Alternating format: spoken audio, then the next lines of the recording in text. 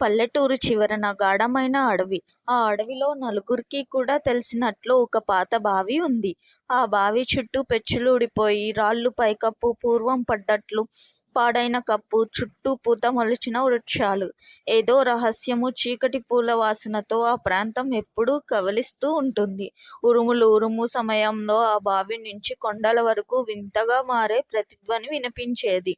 అందులో దెయ్యం ఉందట అనే గాథలు ఆ ఊరిలో చిన్నపిల్లల నుండి పెద్దల వరకు విస్తరించేవి. ఒకరోజు రవి అనే యువకుడు కలవారి కంటే ఎక్కువ ధైర్యం కలవాడు. అతడు స్నేహితులకి ఇలా చెప్పాడు. భయపడి ఏం లాభం? అసలు నిజం ఏమిటో తెలుసుకుందాం. స్నేహితులు హరి, శేఖర్, మధు భయంగా చూశారు. నువ్వు వెళ్ళకూడదురా రవి. ఎవరైనా ఆ బావి దగ్గరకు వెళ్ళిన వాళ్ళు తిరిగి మామూలుగా రాలేదంట. కదలే అవి. మనం చూస్తే గాని నిజం ఏమిటో తెలియదు. రవి చేతిలో ఒక పాత లాంతరు, గొంతులో కొంచెం ధైర్యం పెట్టుకుని అడవిలోనికి నడిచాడు. స్నేహితులు వెనక నిలబడ్డారు. కానీ లాంతరు కాంతి వెనకాడి వస్తూ చూశారు.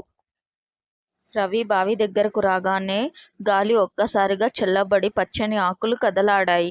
ఆ గాఢ నిశ్శబ్దంలోని చెవులకు వింత శబ్దం వినిపించింది. ఎవరు వచ్చారు? నేను రవి. నీకేమైనా సహాయం కావాలా? కొన్ని క్షణాల మౌనం తర్వాత గంభీరమైన చీకటి పోసిన స్వరం. ఏం కావాలి నీకు? నువ్వు నిజంగానే దెయ్యమా? ఎందుకు ఇక్కడ ఉంటున్నావు? నేను శతాబ్దాలుగా శాపగ్రస్తుడిని. ఎవరైనా ధైర్యవంతుడు నిజమైన సహాయం కోసం ఈ బావి నుండి నీరు తీయగలిగితే వారి జీవితం మారిపోతుంది.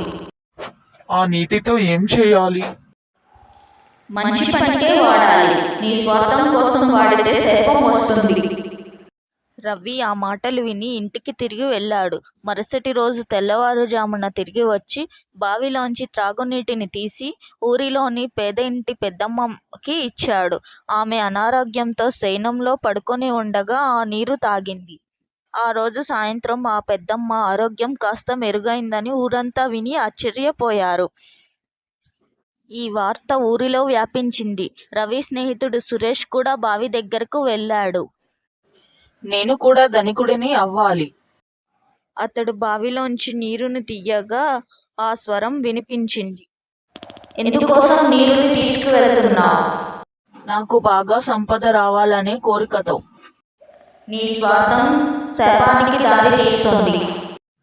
సురేష్ వినకుండా ఇంటికి వెళ్ళి ఆ నీటిని తన వ్యాపారంలో పెట్టాడు. కానీ ఒక వారంలోపే వ్యాపారం పూర్తిగా నష్టపోయి రుణంలో మునిగిపోయాడు. ఒక రాత్రి రవి మళ్ళీ బావి దగ్గరకు వెళ్ళాడు. ఎందుకు నువ్వు ఇక్కడే ఉండిపోతున్నావు? నేను శతాబ్దాల క్రితం ఒక రాజు దగ్గర సేవలో ఉండే సైనికుడిని. తన కోరికల కోసం ప్రజల నుంచి స్వార్థంగా తీయమన్నాడు. అప్పుడు ఒక శాపగ్రస్త పుణ్యాత్మ అందించిన నీటిని నేను దుర్వినియోగం చేశాను. ఆ పాటికి ఈ బావిలోనే ఆత్మగా బంధించబడ్డాను. నీ శాపం తీరడానికి ఏం చెయ్యాలి? ఎవరైనా పుణ్యాత్ముని ఈ బావి దగ్గరకు తీసుకువచ్చి మంచి మనసుతో నన్ను క్షమిస్తానని చెప్పించాలి. రవి ఊరిలోని ఒక గౌరవనీయులైన సన్యాసిని తీసుకొని వచ్చాడు. సన్యాసి బావి దగ్గర నిలబడి చేతులు జోడించి ఇలా అన్నాడు. తప్పు చేశావు, కానీ మానవుడు తప్పులు చేస్తాడు. నీ పశ్చాత్తాపం నిజమైతే నీవు విముక్తి పొందాలి. ఒక్కసారిగా ఆ బావి నుండి వెలుగు కాంతులు వెలువడాయి. ఆ గంభీరమైన స్వరం మరలా వినిపించింది. ధన్యవాదాలు, నా ఆత్మకు శాంతి లభించింది.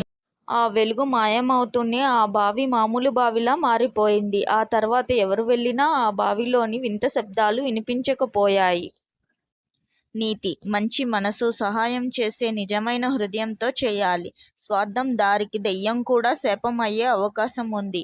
కానీ పశ్చాత్తాపం నిజంగా ఉంటే విముక్తి కూడా సాధ్యం. Thanks for watching. Please subscribe.